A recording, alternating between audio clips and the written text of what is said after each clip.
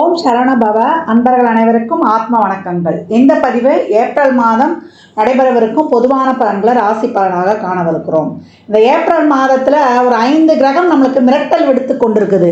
இந்த 5 கிரகங்கள் நமக்கு ஆட்டத்தை காட்டுமா, இல்லை அடித்து ஆடி களம் இறங்கணுமா, இல்லை அதிர்ஷ்டத்தை தருமா அப்படின்னு டைட்டில் வைக்கலாம்.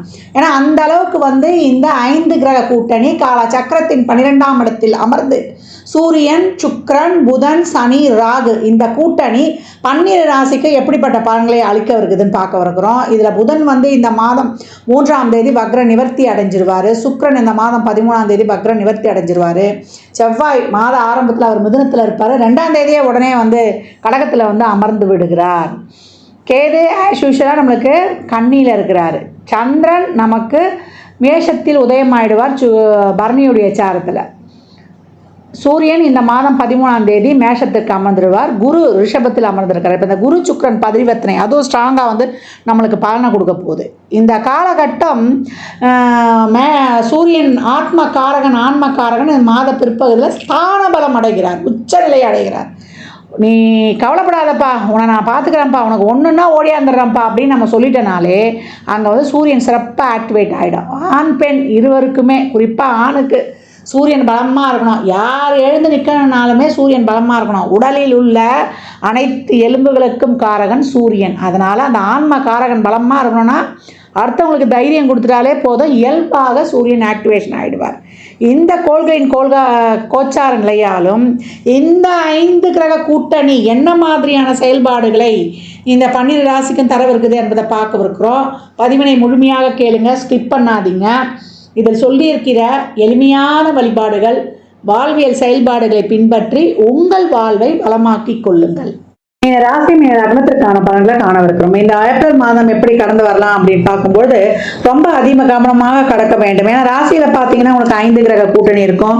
செவ்வாயும் உங்களுக்கு 5ஆம் இடத்துல போய் நீசம் ஆயிடுவார். குரு 3ஆம் இடத்துலையும் இருக்கிறார். இந்த காலகட்டம் ஜென்மசனியும் உங்களுக்கு ஆரம்பிச்சிருச்சு. அப்ப தலையில ஏற்கனவே ஒரு சின்ன வெயிட்டு, இப்ப அதோட நிறைய கிரகங்கள் சேர்ந்திருக்குது. அனைத்து விஷயங்களிலும் கொஞ்சம் கவனம் அதிகம் தேவை. தொழில ஒரு அவசரப்பட்டு முடிவெடுக்காதீங்க. பணம் கொடுக்கல் வாங்கல ரொம்ப கவனம் வேண்டும். மாணவர்கள் தேவையில்லாத ஒரு பழக்க வழக்கத்துக்கு ஆளாகினா ரொம்ப அடிக்ட் ஆயிடுவீங்க. அதுல இருந்து உங்களை மீட்டு கொண்டு வருவது கஷ்டம். எந்த வயதுல இருப்பவங்களுக்கும் ஒரு சுக்கிர தசா, ராகு புத்தி, ராகு அந்தரம் அப்படி 3, 8 தொடர்பு கொள்றாங்க அப்படின்னும் போது ரொம்ப கவனமாக குழந்தைகள்லாம் இந்த காலகட்டம் பார்த்து கொள்ளணும். இந்த மீனராசி இருக்கக்கூடிய இந்த ஒரு 11 வயதுல இருந்து நம்ம ஒரு காலேஜ் முடிக்கிற வயசுல இருக்கிற வரைக்கும் ஒரு 23 வயது வரைக்கும் இருக்கிற குழந்தைகள் எல்லாம் எதுவும் தவறான ஃப்ரெண்ட்ஷிப் எல்லாம் போய் நுழைஞ்சிடாம, தசாபதிகள் சிறப்பு இல்லைன்னா அனைவருமே கவனமாக இருக்கணும். First round, second round, third ரவுண்டுன்னு இருக்குது இல்லையா, அதனால ஃபர்ஸ்ட் ரவுண்டுக்குலாம் இப்போ டெஸ்டிங் டைம்னு சொல்லணும். செகண்ட் ரவுண்ட்ல இருக்கிறவங்களுக்குலாம் நல்லா என்ன சொல்றது போராடி ஜெயிக்கக்கூடிய காலகட்டம். தேர்ட் ரவுண்ட்ல இருக்கிறவங்களாம் ரொம்ப எதையும் எதிர்பார்க்காம அப்படியே கிருஷ்ணா ராமா கோவிந்தா ஒரு 60 வயது கடந்துட்டோம் அப்படின்னா அப்படியே பொறுமையா நீங்க இந்த காலகட்டம் கடந்து வரணும் அப்படின்னு சொல்லியாச்சு. பெண்களுக்கு உங்களுக்கு மன அழுத்தமும் உடல் சோர்வும் அதிகம் காணப்படும். நீங்க அதையெல்லாம் கடந்து வருவதற்கு இறை வழிபாடும் இறைவனின் திருநாமங்களையும் நீங்க எப்பவும் உச்சரிக்கணும். பெண்கள் மட்டுமல்ல, அனைவருமே கோளறு பதிகத்தையும் நம்ம கந்தல் அரங்காரத்தையும் நம்ம டெய்லியும் 38வது பாடலை நாளென் செய்யும் வினை தானென் செய்யும் என்னை நாடி வந்த கோல் என் செய்யும் கொடுங்கூற்றன் செய்யும் குமரேசர் தாளும் சிலம்பும் சதங்கையும் தங்கையும் சண்முகம் தோளும் கடம்பும் எனக்கு முன்னே தோன்றிடனே.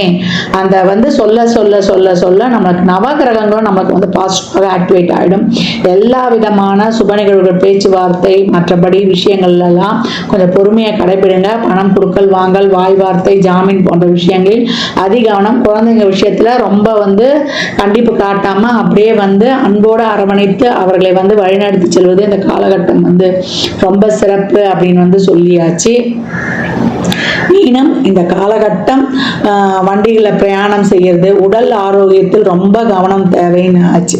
இந்த காலகட்டம் நமக்கு ஒரு அஜீரண சம்பந்தப்பட்ட கோளாறு, பாத வலி, கை கால் மூட்டுக்கால் முழங்கால் வலி, அதே போல ஷோல்டர் பெயின், தலை பாரமா இருக்கிறது, இதெல்லாம் இருக்கும். பேக் பெயின் கண்டிப்பா வந்துடும். ஸ்பைனல் கார்ட்ல பிரச்சனை, ரொம்ப வண்டி ஓட்டி இதுவாச்சுணும் இல்லையா. அதனால கால்சியம் சத்துள்ள உணவுகளை எடுத்துக்கொள்வது, நல்லெண்ணெயை உணவில் அதிகம் பயன்படுத்திக் கொள்வது, ஆவியில் வேக வைத்த உணவுகளை உண்பது, ஸ்பைசி ஃபுட்டு, காரம் இதெல்லாம் வந்து தவிர்த்து கொள்ளணும்.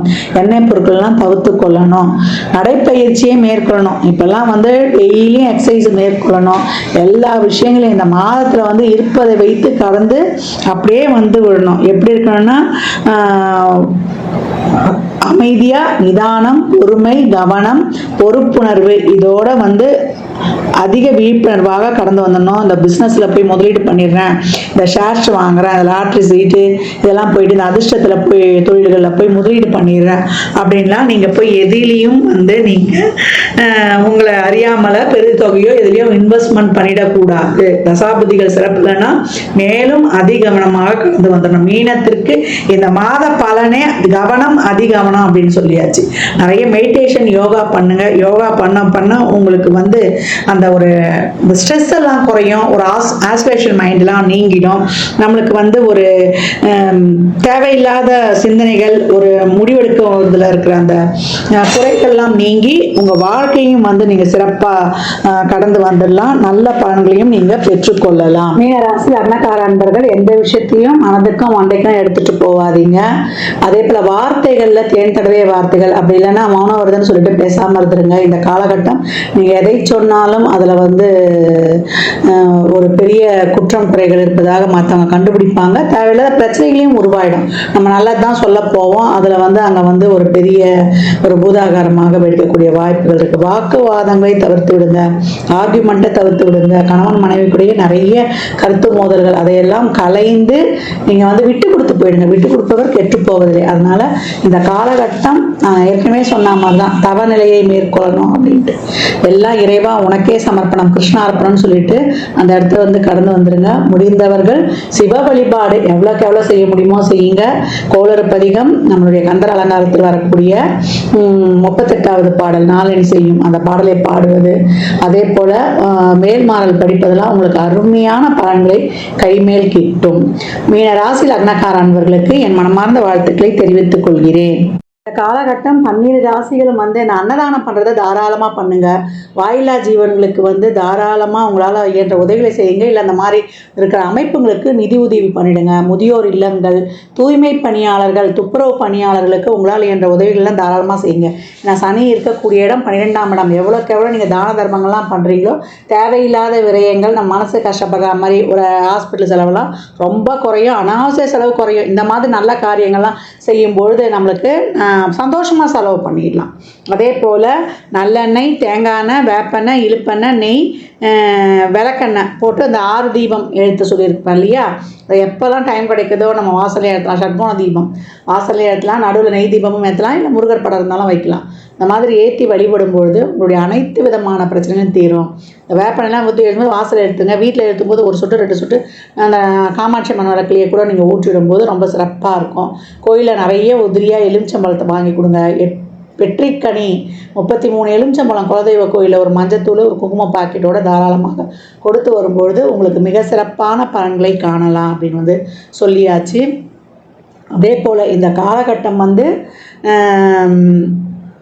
அனைவருமே நிறைய எவ்வளோக்கு எவ்வளோ பழைய ஆலயங்களுக்கு, சிவாலயங்களுக்கோ இல்லை இறை வழிபாடுகளை மேற்கொள்ளுங்க. அந்த ஆலயங்களில் சென்று அமருங்க. ஏன்னா அந்த பிரமிடு வயிறு முழு பலன்களும் ஆலயத்தில் அந்த கோபுர அமைப்பு மாதிரி இருக்கக்கூடிய நம்ம கருவறை வளாகம் இல்லை கோயிலை சுற்றி வர அந்த ஆகர்ஷண சக்தி அப்படியே இருக்கும்.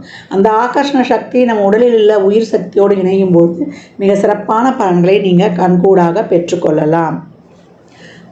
அன்பர்கள் வந்து பதிவினை முழுமையாக கேளுங்க. தாங்கள் கேட்பதோடு மட்டுமல்லாமல் உங்கள் உற்றார் உறவினருக்கும் பகிருங்க. மற்றும் ஒரு சிறப்பான பதிவில் சந்திக்கும் வரை தங்களிடமிருந்து விடைபெற்றுக் கொள்வது ஆதித்ய சொர்ணலக்ஷ்மி. ஜாதகம் பார்க்க விரும்பும் அன்பர்கள் இந்த எண்ணிற்கு ஒரு மெசேஜ் செய்யுங்க. தங்களுக்கான விவரங்கள் அளிக்கப்படும். அப்பாயின்மெண்ட் பெற்றுக்கொள்ளலாம். ஜாதகம் சிறந்த முறையில் கணித்து பார்த்து தரப்படும். வாஸ்து பார்த்து தரப்படும். வாஸ்துப்படி வீடு கட்ட பிளான்கள் போட்டு தரப்படும். எண்ணியல் படி பெயர் வைத்துக் கொள்ளலாம். பிறந்த குழந்தைகளுக்கும் தொழிற்சாலை நிறுவனங்களுக்கும் பயிர் வைத்து உங்கள் வாழ்வை வளமாக்கிக் கொள்ளலாம். சுபமுகூர்த்த நாட்களும் குறித்து கொடுக்கப்படும். இறையருளால் அனைத்தும் நிறைவாகட்டும்.